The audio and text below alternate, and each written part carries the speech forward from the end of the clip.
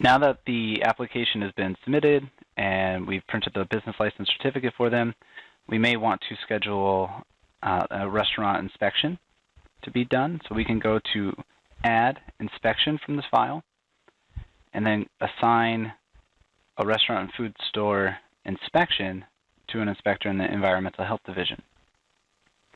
And then we can fill out, this is a retail food or food service establishment type.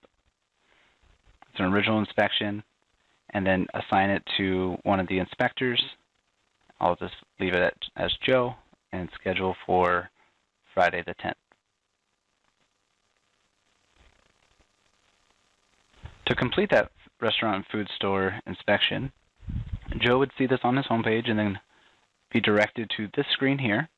He can then fill out who he interviewed, any temperature details here, hot foods, cold foods, manager certification, sanitation score, and then also he can pull in the comments from his inspection. So here we have item number 1, 2, 3, and so on, and we can check off the boxes that of the comments that maybe that failed, and then save those to this screen. From here, we would just complete the inspection activity, saying when we did it, what was the status.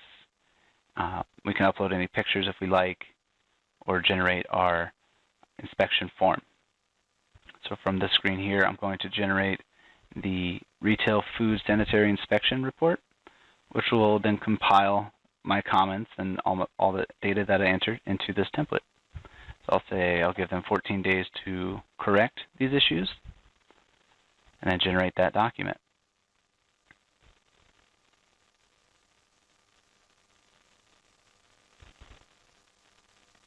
And again, print and then save. To schedule a reinspection, or the next inspection for this, I would go over to Add Inspection, and then select the inspection type. It's going to be restaurant and food store inspection again, but this time it's going to be a follow-up inspection here in the inspection occurrence.